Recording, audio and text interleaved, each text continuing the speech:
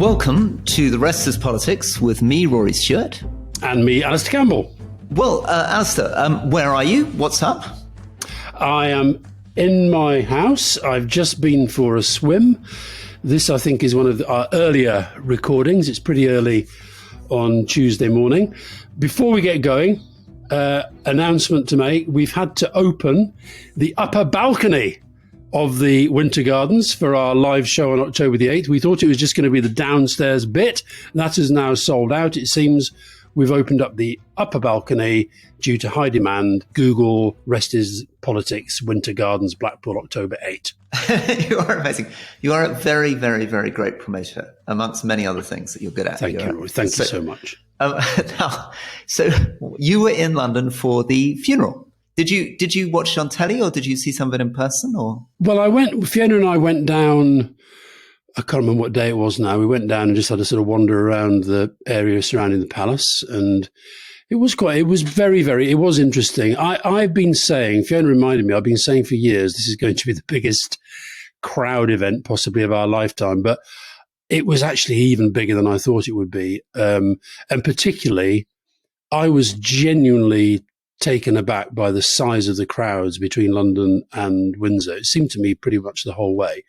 So it was a remarkable event. I found the coverage between the death and the funeral at times so over the top, I had to switch off. But the funeral itself, I thought, was remarkable the whole day. I actually had loads of work to do, but I ended up sort of just glued. And I was I don't know about you, Rory, but as a member of the International Union of Bagpipers, it was fantastic to see not one, not two, not three, but four examples of some of the best, both mass bands and solo piping that you will ever see. And one of the guys, Jason, who was in the Lido queue this morning, he said he watched the whole thing, but the thing that tipped him emotionally was the lone piper at Windsor moving into the distance. And I think a lot of people felt that. I couldn't agree more. And actually, I thought the piper at Westminster Abbey was extraordinary, who suddenly appeared in that gallery. Yeah. Right towards the end. I thought the organ was a little bit off in the Abbey. Oh, goodness gracious me. Well, there's your musical talent coming in. The organ in Windsor, I felt, was perfectly tuned. I think there were just a couple of notes on the organ at the Abbey, or maybe it was the choice of music, but I thought the whole thing was absolutely extraordinary. And of course, you know, it is, I have a certain amount of respect for those people who stand there for hours just to get a glimpse of something going by. But if you're interested in political body language, then television is the only place to be. And there was some pretty good political body language going on. I enjoyed this is a bit harsh, but I thought the Australian TV commentator who described Liz Truss as a minor member of the royal family was... It was extraordinary, that wasn't it? A little clip, wasn't it? We're not quite sure who this is, so I think she may be one of the minor roles. We're getting, I think, to probably the thick end of the wedge here. Less important people coming in. Very good accent, Rory. Very good. Almost Ricky Ponting. Do you know who Ricky Ponting is? I don't know. Go on, tell us about Ricky Ponting. Oh, Ricky Ponting's a great cricketer. Never mind.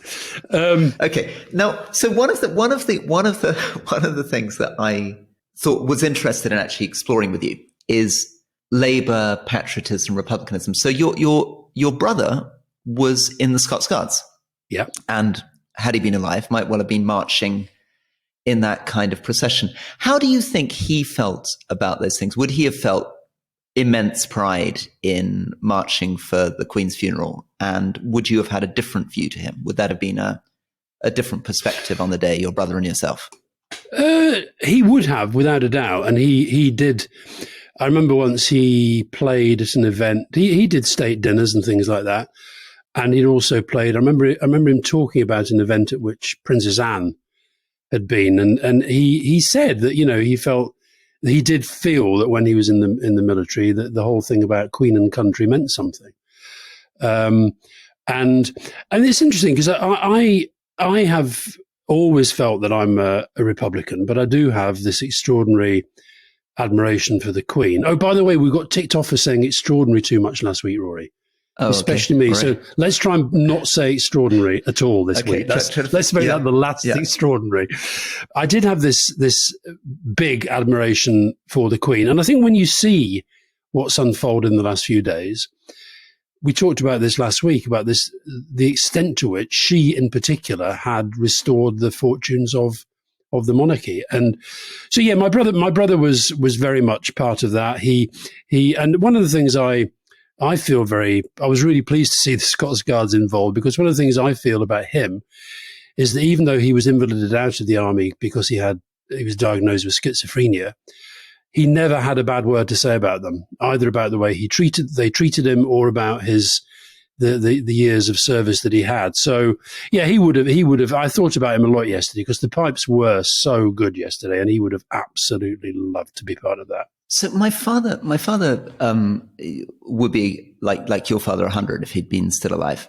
And my mother, who was watching it, both felt very bereft, felt that she was really going to miss the Queen's speech, but also felt how much my father would have been moved by it. And I remember him saying, I tried to, when I was becoming an MP, I tried to talk to him. He's obviously born in 1922. He'd been in the Black Watch during the Second World War.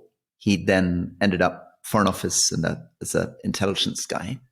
And I remember saying to him, what was his vision of Britain? And he said to me, he always felt that really what he was doing was serving the Queen, and that he didn't think very much about Britain. And I wonder whether it's a generational thing, or maybe a generational thing from a particular type of background, that for him, what he would have seen, I think, in that funeral is everything that he loved about Britain, believed in about Britain, and I think there are still many. I was talking to a quite left-wing Republican friend of mine who teaches at Yale, who flew over on the red-eye economy class to stand in the queue for the Queen and came out feeling very proud of Britain as a result. That many, many of my friends still who join the army, who join the Foreign Office, some of them even who go into Parliament, are partly moved by that sort of thing, that vision of Britain exemplified in that funeral service, which sits very awkwardly, I think, with the modern world. I mean, it's not.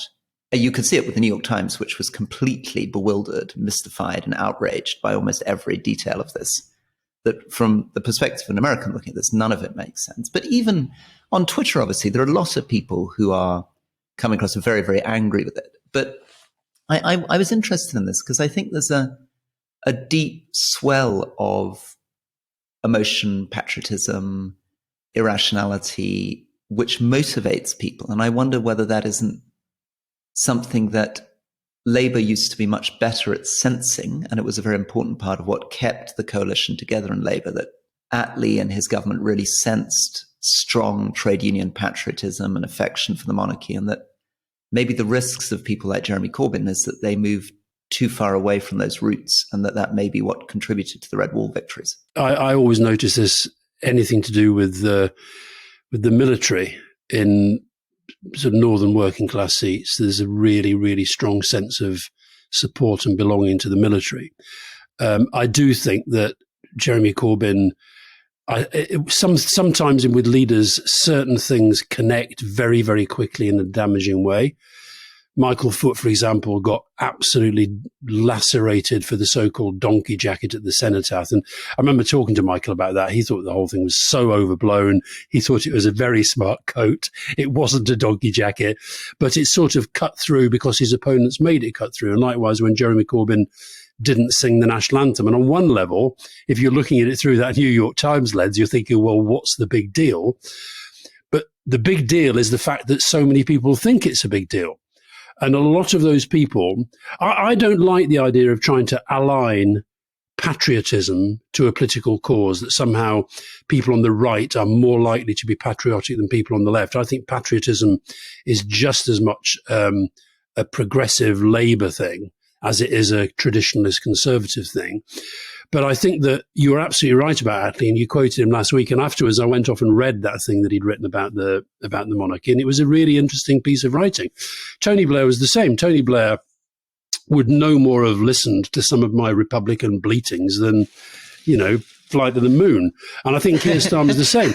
I actually think Keir has handled, both in terms of what he said and the way he has conducted himself, has been exemplary from that perspective. I thought Keir seemed very, very dignified, didn't he? I mean, I think he's come out of this well. He looked prime ministerial. Yeah, he looked like he meant what he was saying. I do think on Liz Truss, I think if we'd had a Labour Prime Minister who had expressed some of the views that she has expressed in the past about the monarchy, I think we'd have heard a lot more about it than we have. But I think the one thing I'd say though is I totally get what you say, and I was channel hopping a bit yesterday, and there was some of the Australian media has been just as over the top as the British media, and there's been a lot of complaint about it in Australia, and likewise the American media, it was wall to wall, and I think there is a risk as we go from this last couple of weeks, which has been overwhelmingly about this, and as you say, about pomp and about pageantry and our strengths in the world. And now, very quickly, I think we'll be going back into politics at a time when it really does feel like we have got a particularly horrible cocktail of problems. And I think on the one hand, I was glad that I think it was Paul Brand of ITV.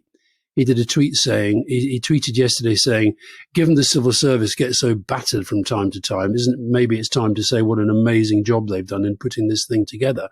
It is extraordinary what the work that went into it, the execution. And you now look at that and think, right, well, can we now try and do the same, please, about the health service? Can we try and take the same approach now to housing? Can we take the same approach to the economy? And I do worry we're very quickly going to go into a period where, because Liz Truss will be thinking she's not really had an opportunity to get onto the front foot politically, she'll now really be trying to motor very, very quickly ahead of the conference season. And if we read through some of the things that have been briefed in advance, then I think we're in for a pretty helter-skelter time. So a couple of things there. Yeah, I really liked Paul Brand's tweet, and I think that was good to praise the civil service, particularly at the moment when they're being beaten up. It's an odd thing, though, isn't it? Because we were also pretty good at the Olympics. And it's there's something maybe worth digging into at some point. What is it about our style of governance which means that we're very, very, very good, almost among the best in the world at these set piece events like the Olympics and like the Queen's funeral, but that we're struggling with more of the day-to-day administration and running the country? I think one of the reasons why there's been this kind of really overwhelming sense of support for the Queen, albeit occasionally, I have to say that the Celtic fans did not exactly cover themselves with glory at St Mirren. I'm sure you followed that one very closely. I'm sure you're watching St Mirren against Celtic. I know how closely you follow Scottish football. Tell us what the Celtic fans did, because even some other listeners, apart from me, may not be familiar with what the Celtic fans did. Well, basically what happened, they decided to have a minute's applause rather than a minute's silence. I presume out of worry that quite a few would not obey the silence. A minute's silence, right. And so therefore you had the television cameras all on the players clapping, and all you could hear was the Celtic fans singing, "If you hate the royal family, clap your hands." Right. And Rory, you should not be laughing at that. Rory, that is not funny. I had missed that. And then the Dundee United were playing Rangers, and of course Rangers fans in love with the Queen, the Union, etc.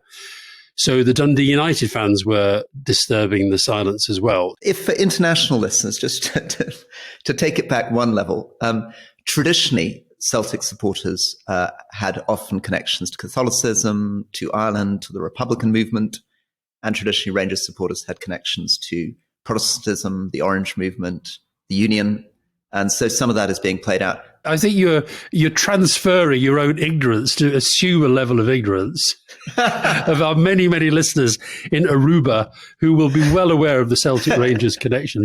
It was, mind you, Michelle O'Neill was there in the Abbey. Yes. Dressed in black, representing Sinn Féin. Yep. I saw an extraordinary picture yesterday in Newry of an Irish tricolour flying at half-mast. Yep. Somebody, I don't know whether this is true, but somebody contacted me to say that media didn't pick up enough that one of the people who greeted King Charles on his trip to Ireland had been somebody who'd been very closely associated with the militant paramilitary wing of the IRA. Yeah, yeah. I thought that the one thing I was really sort of on the body language front, I mean, first of all, I think we should have a shout out for Macron and Brigitte following in the Harry Meghan hand-holding pattern. I thought they looked extraordinarily chic and cool as they walked about. And it's very cool little tweets on Twitter, if you haven't seen it, which just says, "Merci, Votre Majesté." And it's this extraordinary, lovely sort of minute and a half of clips of the Queen with every French president. Finishing, I thought, very charmingly, with Macron very modestly in the background in a lineup, seven places from her, having shown all the other French presidents sort of gripping her hand and showing her around. So I thought that was a lovely moment. The other clip you probably saw is from that documentary where Kohl and Mitterrand and Ted Heath and the Queen was talking to Mitterrand in French, and then Ted Heath popped up and she twice said to him that he'd been able to go on a visit that Mitterrand had not been able to go on because you were expendable. And I also saw in that clip, I think I've mentioned before, my favorite ever interpreter, who was the German-English interpreter, a woman called Dorothea. And she was in that clip. And she was showing up what I'd said about her, which is that when she was with Kohl, who was this enormous figure, she's actually quite slim, but she somehow absorbed his body language as well as his language. But that was if people should dig it out, if you just Google Queen Mitterrand Heath. Yeah, so that's an extraordinary clip. So that's a clip of a reception at Buckingham Palace in 1991. And it's extraordinary. The cameras, I don't know how they're doing it, are right in the middle of these very private, intimate conversations, many of them around the first Gulf War. So a lot of the conversation that's happening, you're just getting clips of it, are around what's happening with Tariq Aziz, with Saddam Hussein, with the Americans going into Iraq, how this coalition is being brought together. And it's very fly on the wall. I mean, the Queen and others are talking as though they're completely unaware the cameras are there. Secretary of State Baker is having these very frank conversations, apparently not caring at all that there's a camera in his face. Is it from a documentary, do you think? Because I'd love to see the whole thing. I've only ever seen those 2 minutes. I don't know. I don't know what it's from. But the other thing that I found a little bit bewildering was, why was Joe Biden in row 14 behind the Polish president, looking a bit uncomfortable? So I've heard two explanations of this. Right? One explanation, which is all over the news. So Time magazine, why Biden was in row 14, absolutely claims it's because he got stuck in traffic. I think that's nonsense, because even if he was stuck in traffic, they'd keep a seat for him. I think it's much more likely that it's about protocol. And the great thing about protocol is that it doesn't distinguish between rich countries and poor countries, big countries and small countries.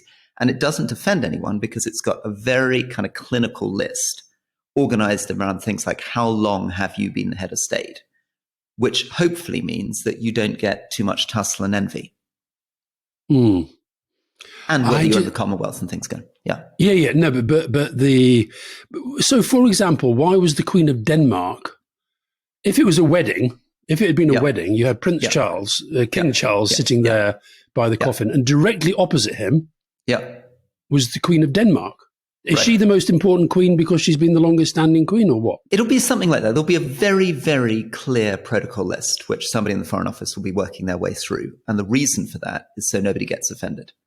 And it'll be totally transparent what the rules are on how you do it. I was very, very, I do think the commentators missed the trick of not pointing out that the original dancing queen was sitting in that front row as well. the Queen of Sweden, who is the original dancing queen, after whom the song was named. Surely somebody could have got ABBA into the ABBA reference, There should have been an ABBA reference. Okay, now, moving on to, just before we go into the break, I wanted to pick you up on something that you were quite interested in, which was hydraulic fracking. And so, again, for listeners who are maybe not concentrating on every detail of the British press, Liz Truss, new Prime Minister, has said that she wants to return to doing fracking in the United Kingdom. And you, Alastair, I believe, have been thinking quite a lot about fracking. First of all, I thought, well, do I even really know what fracking is? So fracking is short for hydraulic fracture. It involves vertical well drilling. And if you imagine 8 Empire State Buildings on top of each other, that is how far this vertical drilling goes. Everything then has to be encased in steel or cement. There is then a horizontal drilling into the layer of rock, which then contains this oil and gas, which then sort of slowly permeates up to the top and it gets collected. It involves the fracking fluid that gets pumped into the well is a mix of water and chemicals, incredible high pressure, incredible volumes of water and sand and these chemicals. And so in the States, there's been lots of it, not least because there's lots of space. I read that 15 million Americans live within a mile of a fracking operation that has taken place. Now, when you then try to work out the pros and the cons, and I'm trying to be neutral here, okay? The pro people say it will give us more gas and oil reserves, which we need. It will be good geopolitically because it will allow us to become self-sufficient on energy. It will reduce coal production. It will create lots of jobs. That one is very disputed, but it will create lots of jobs, give us greater energy security, reduce water intensity, and they also claim it will lead to lower taxes and lower prices. The cons... Just on the pros for a second, we'll come on to the cons. So couple more pros. Brookings Institution in the US, big think tank, calculates $48 billion a year of net benefit to the US economy from fracking. They think that 45% of the US gas supply will come from fracking by 2035. So it's a big deal. Gas, obviously, as you said, cleaner than coal. So less nitrogen dioxide, less sulfur dioxide. But it is a fossil fuel. It is a fossil fuel. Absolutely. 50% less greenhouse gas emissions than coal, but still a fossil fuel. And of course, fracking releases a lot of methane, and there's a bit of controversy about methane. Anyway, back to you. So the cons, water contamination, lack of transparency about some of the chemicals that are being used, such a huge use of water, say the cons people, that it will lead to more droughts, earthquakes, industrialization, in particular in relation to noise and light, ecological damage to wildlife, decline, this is a big one for me, decline politically and economically in a focus on renewables. A big argument, again, disputed by the pros people, but that it will contribute rather than contribute to further climate change. You're talking about somewhere between 10 and 35 million litres of water per well. That's a lot. That's a lot. Wales and Scotland have already banned it. And Liz Truss, as you said, is thinking about lifting the ban here. So one of the things that so all of this stuff is unbelievably complicated, and there's, for people who are really into this, there's apparently a 2014 literature review in the Annual Review of Environment and Resources, where 160 studies are analysed on this stuff. So on water contamination, the defenders of fracking say that the oil and gas comes from a much, much deeper level. So that's your 3 Empire States buildings depth, or eight Empire States building depths, whereas the water aquifers are much shallower. So there cannot be direct contamination from the bed of gas into the water aquifer unless you have faulty pipes. So they would say that that's an argument for people doing their job more carefully, but it's not a fundamental argument against fracking. So they're saying that if leaking is happening, if water contamination is happening, it's because companies are using inferior piping. Something's happening as the gas is coming up.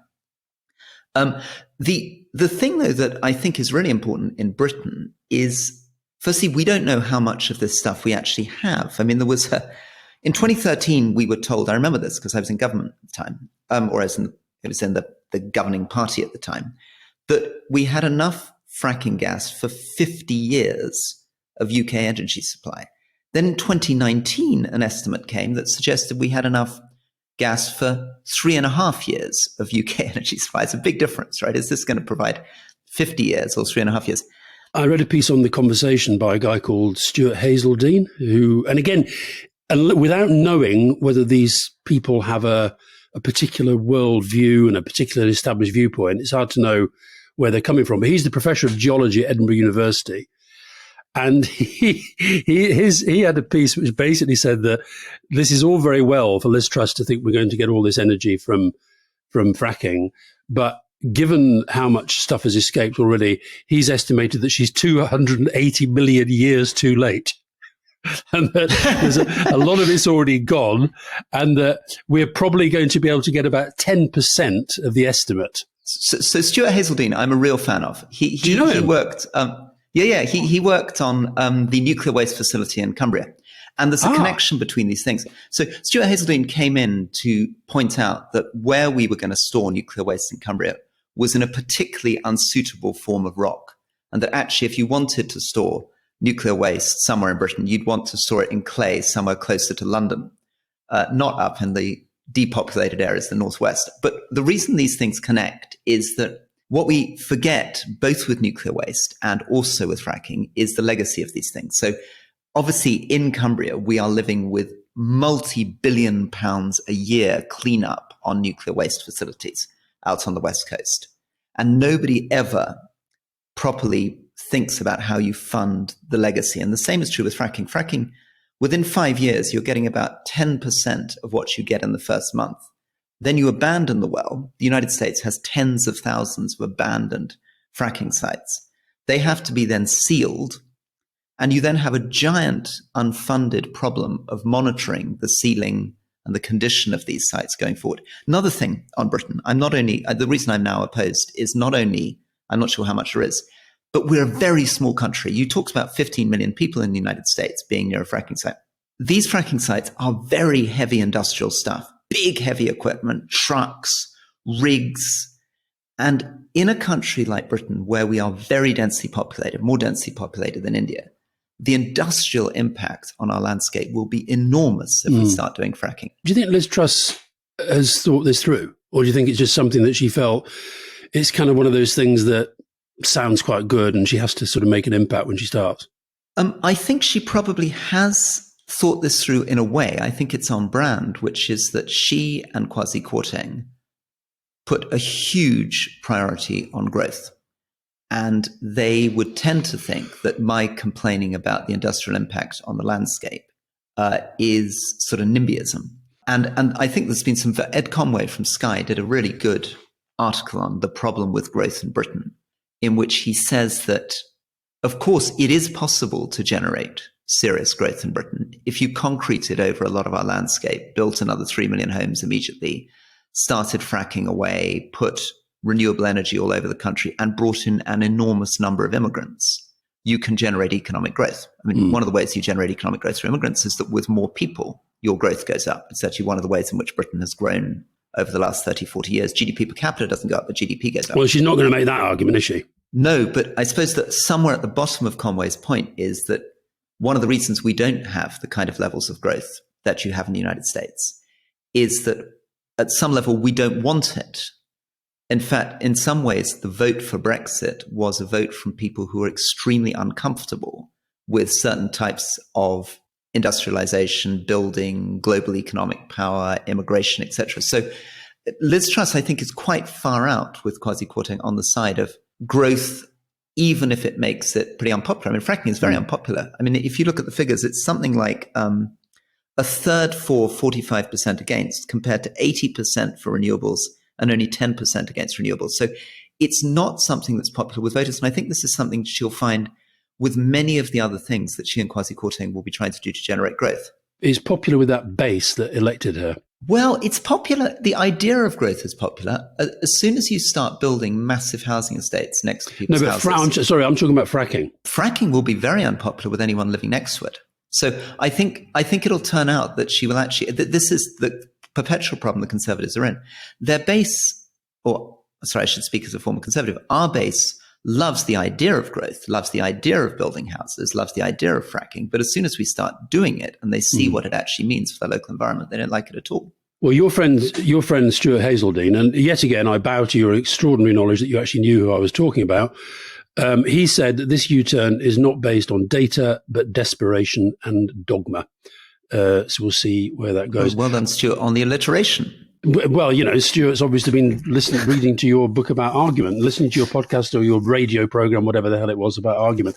I think when we come back, we should stick with matters economic. And I would like to talk after the break about why the D word is being consigned to history along with the B word being Brexit and the D word being devaluation.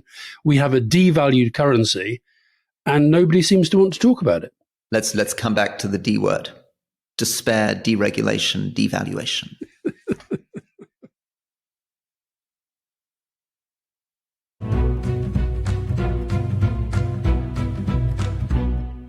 Welcome back to the Rest Is Politics with me, Alastair Campbell. And me, Rory Stewart.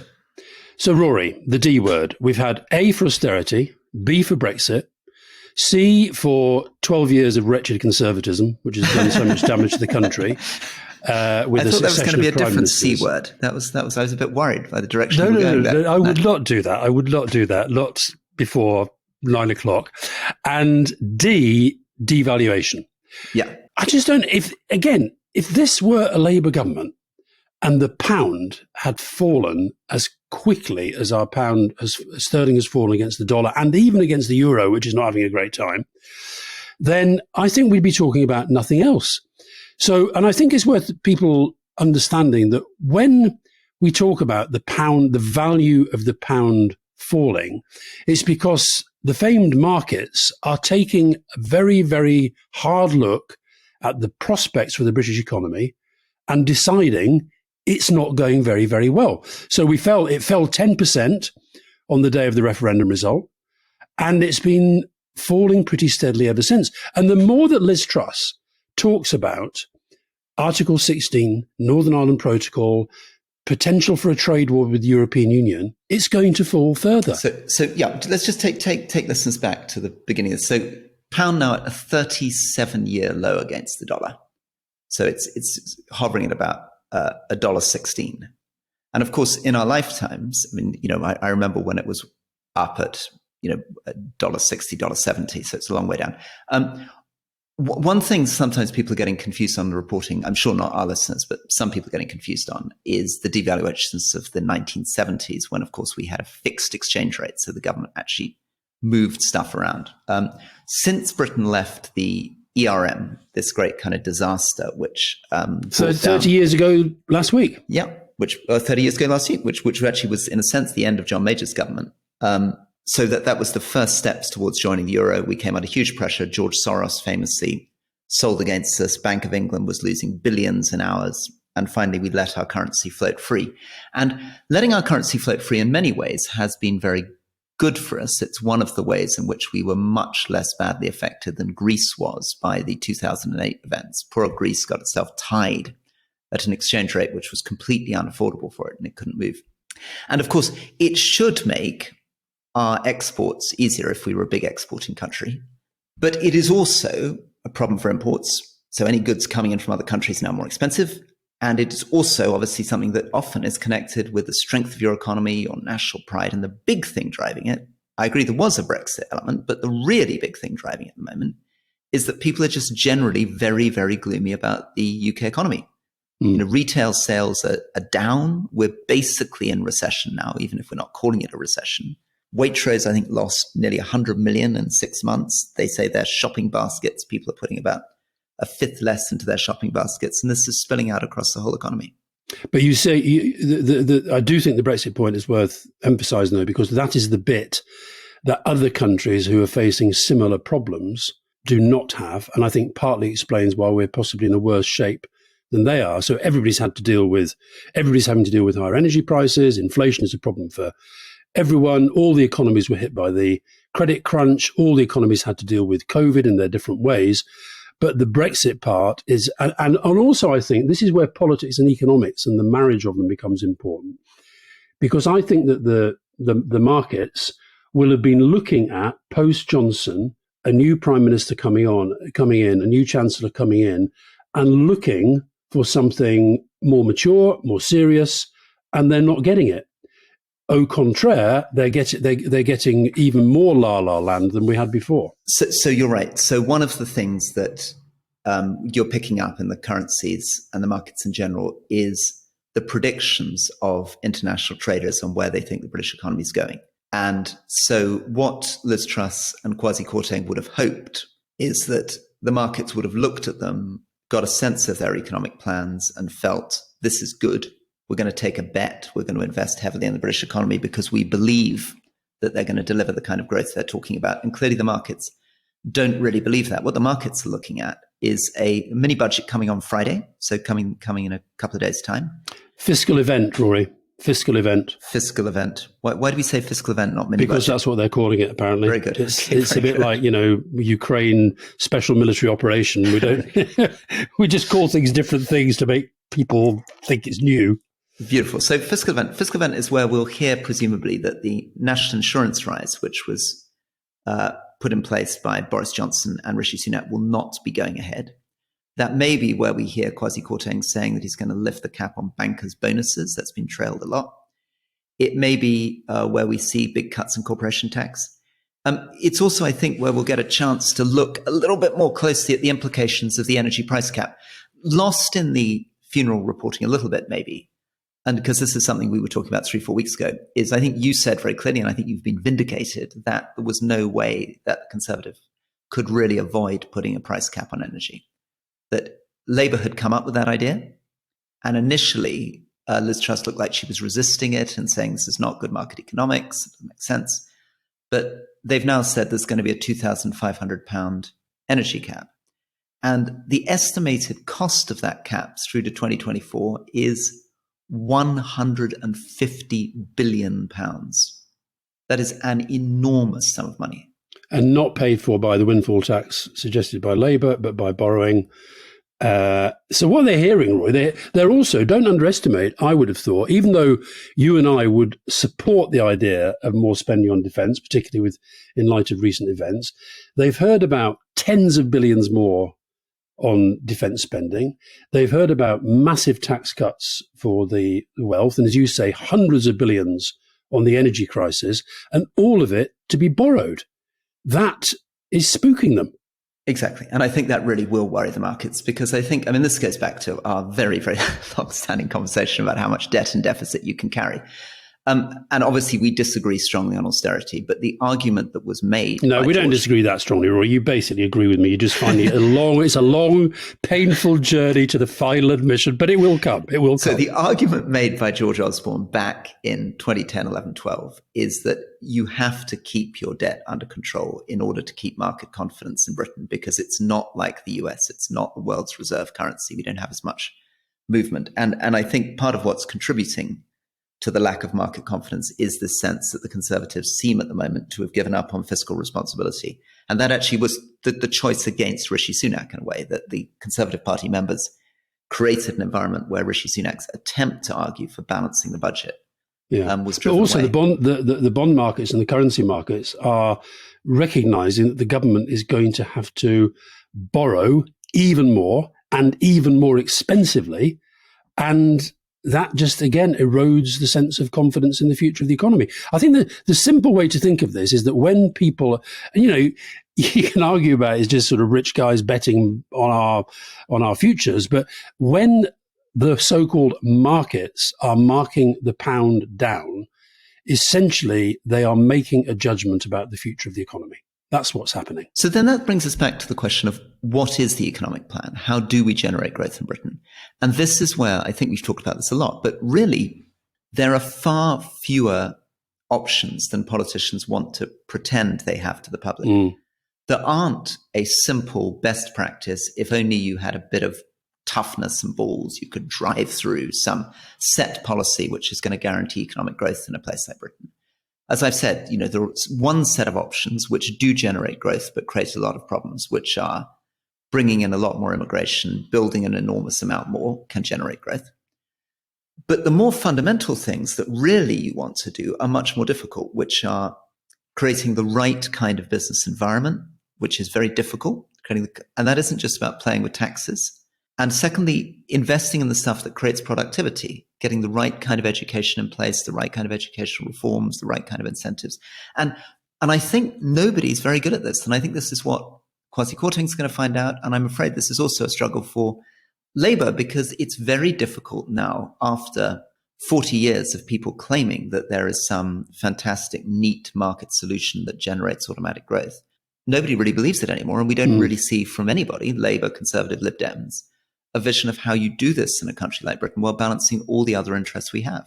Can I make a pitch for one of the subjects that we discussed in the Q&A? You mentioned education there. We had a lot of questions, just sort of, I felt almost random, but we had a lot of questions this week, which, if you boil them down, was essentially saying, why is there so little focus on education in the current political debate? I think we should maybe unpick that. Let's do a lot more on that in the Q&A. Should we talk briefly? Liz Truss goes from funeral to New York with a lot of the other leaders who were in the Abbey with her for the funeral. You've been to the UN. I've been to the UN.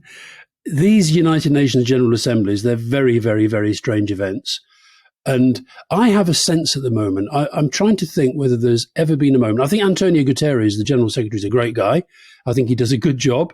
However, I don't think I've ever known a time when the United Nations has felt so impotent, frankly. And marginalized. It's very odd, isn't it? So it'd be nice to get actually a few stories from you out of this horrible thing we called UNGA. But yes, you're right. When I was a foreign minister and a DFID minister, we'd all fly over for the United Nations General Assembly, and Britain had this, I did probably there in your day too, a very strange, almost half kind of basement room down a series of narrow corridors. You looked like you were going to go and inspect the electric fuse box. And then you'd arrive in this little room with a flag where I would meet, the president of Somalia. And then I'd sit and chair these meetings with Antonio Guterres next to me. And it felt very important, right? You got a lovely flag, you've got this table, you've got Secretary General of the United Nations next to you, and I'm chairing the meeting on South Sudan or the meeting on Somalia. But the truth of the matter, of course, is that it's very difficult to believe you're achieving anything. And somewhere at the heart of this is fundamentally that America turned away from the United Nations. It lost confidence in the UN project. There were many years where it wasn't providing funding. This got very bad under Trump, where the UN was very low down his list of priorities. This has created an environment in which, on the one hand, China has increased its influence and controls a lot of the appointments in the UN. Groups of 70 smaller countries have created almost non-aligned factions, which are challenging the dominance of the United States. There was the problem with Libya, really big problem, which is we finally got Russia and China to vote in the Security Council for an intervention, and then we betrayed them by doing things in Libya that we were not supposed to be doing, and that broke apart their international coalition. And now we have a situation in which we're back almost to the Cold War, in which the permanent members of the Security Council, Russia and China, Britain, France, the United States, find themselves riven on the edge of a global conflict again. Although it was very interesting this week. We talked last week about the so-called meeting of the Dictators Club in Samarkand. Very, very, very interesting how both Xi Jinping and Modi made fairly veiled criticisms of Putin. Modi said openly to Putin's face in front of the media, I told you on the phone that this was not a period for war. Putin himself, although it wasn't reported in Russia apparently, but Putin himself referred to some of the criticisms that Xi Jinping had made. And the president of Kyrgyzstan kept Putin waiting, no less. So there was a little bit of, I know you have to sometimes read very hard into what's going on around Putin, but you did have a sense of him losing a little bit of power in those structures. Tom McTague, who writes very good articles for The Atlantic, has written an article on Britain's international position where he says that what we've finally unlocked is we've unlocked a fantasy about being hobbits. So he quotes these moments from The Lord of the Rings where the Shire, where the hobbits live, is completely isolated from the rest of the world. It's a sort of little Britain of people wambling around with hedgerows and little cottages. And I think his point is right, that, and it's something that I've been struggling with. I never really properly took on board. When people were leading the Brexit campaign, many of the Brexit campaigners claimed they were doing it because they wanted a bigger role for global Britain. But actually, in truth, the real dominant trend in Britain is about us having less to do with the world, not more. And I realized this. I put out a tweet saying that I thought it would be great to commemorate the Queen by setting up a Queen's Development Agency, which would commit to spend 0.7% of British GDP on helping the world's very poorest. I thought you were taking the Queen perilously close to politics there, Rory. Yeah, quite right. And I thought the responses were very, very interesting. Just how many people want to say charity begins at home, we're not giving any more money to poor people overseas, and how the whole movement to end global extreme poverty, which was so important from Band-Aids through the Millennium Development Goals, right the way through to Sustainable Development Goals is fading. People don't want to come on board for ending global extreme poverty. And I now realize that really so many of the things I was struggling with in DFID and the Foreign Office were about my taking too literally the claims of people like Boris Johnson that they cared about global Britain. So I was really trying to think about, how do we project influence? How does Britain play a role in the way that maybe France wanted to in Francophone Africa in really shaping policy in the UN and elsewhere? And I talk about, how can we be big players in UNGA? And the truth is, politicians now sense that a lot of the British public doesn't want to have anything to do with any of that.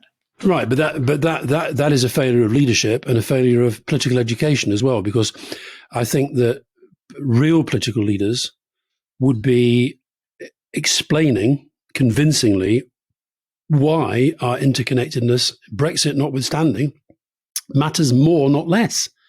And also, if we're talking about global Britain, it's about how you maximize the strengths that you have to build more power for yourself and influence in the world.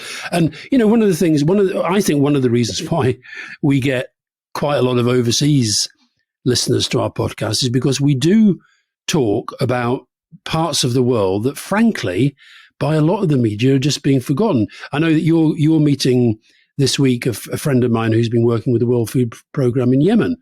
What's happening in Yemen? We should maybe talk about this after you've had your meeting, but what's happening in Yemen is one of the most extraordinary humanitarian catastrophes of all time. And yet, when was the last time you saw anything on the mainstream media about it? Yeah. What's happening at the moment in Armenia and Azerbaijan? I think in another era would have been, even with the Queen's death and even with Ukraine, that would have been on the airwaves because it's of interest and it's of significance.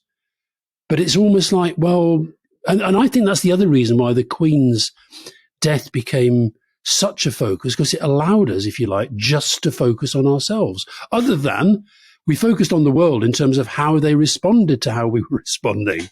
Yeah, no, I'm absolutely with you. I've actually got quite a lot of pushback from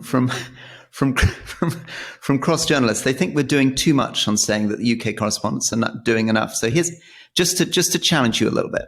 So here, small request from us UK correspondents out in Africa. Just because Alastair doesn't read our coverage in the Times, Economist, Telegraph, Guardian, etc., doesn't mean we're not out here working hard to push issues into the spotlight. I want to defend him. Defend him. I'm on his side but he's working even harder than he needs to, because he knows he's finding it harder to get proper projection of the work that he's doing. Whereas if he read his German colleagues, his French colleagues, his Italian colleagues, they are still getting far more projection for the stuff that they do. So it's very odd. It's very odd. And even the Guardian. I mean, somebody pulled me up on this, that actually the Guardian didn't do a very good job reporting the dismantling of DFID, the dismantling of the 0.7% aid budget. They didn't get the scoops on what was happening on that money. They didn't really mention the pressure that all caused leading up to the Afghanistan withdrawal.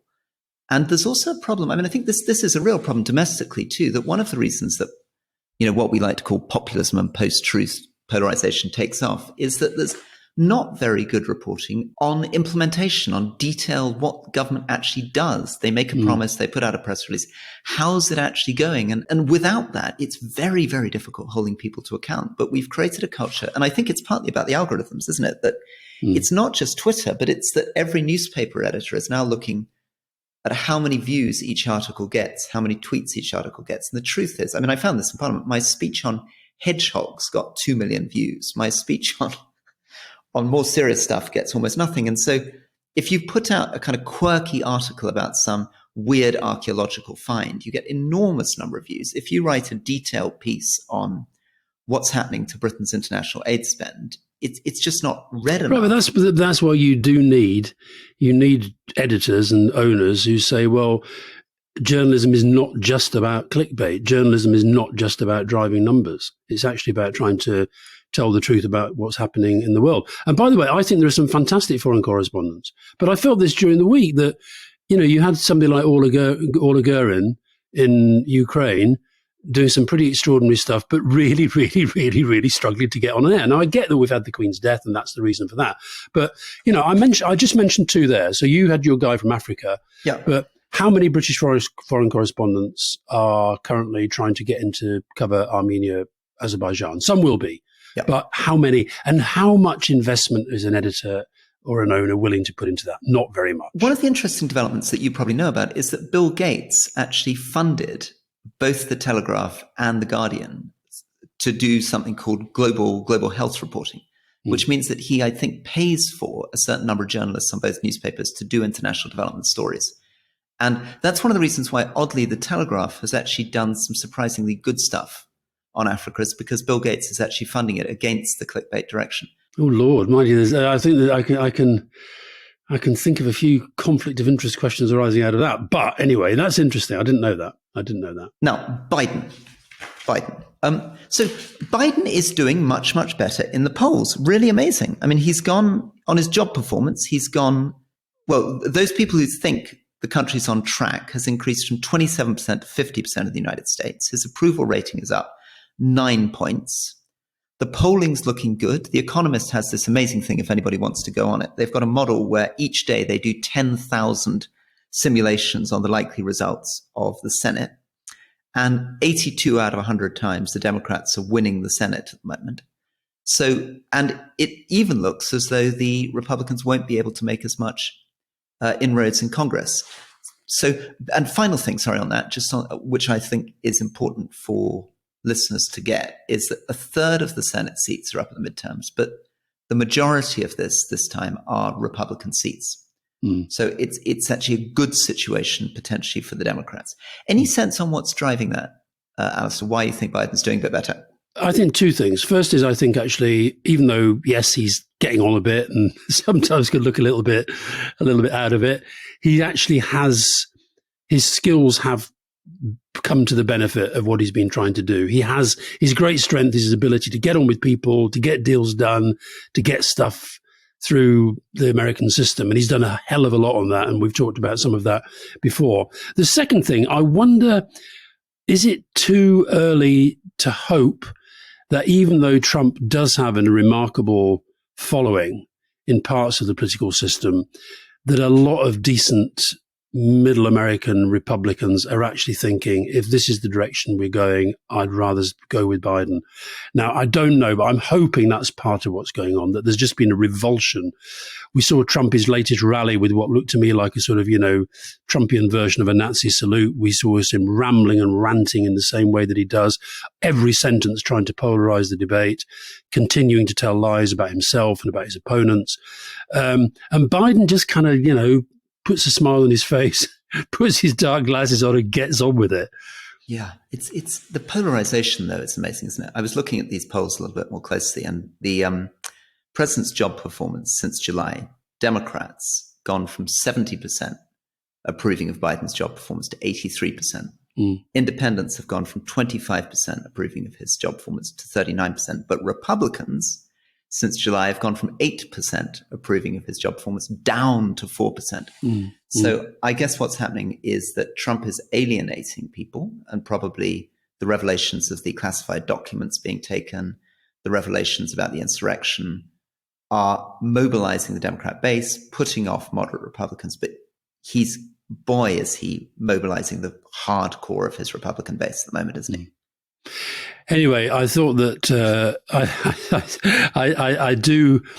I saw a horrible report on, I can't remember where it was, but it was interviewing people in some part of the States where one after another was saying this whole thing, the FBI should be defunded.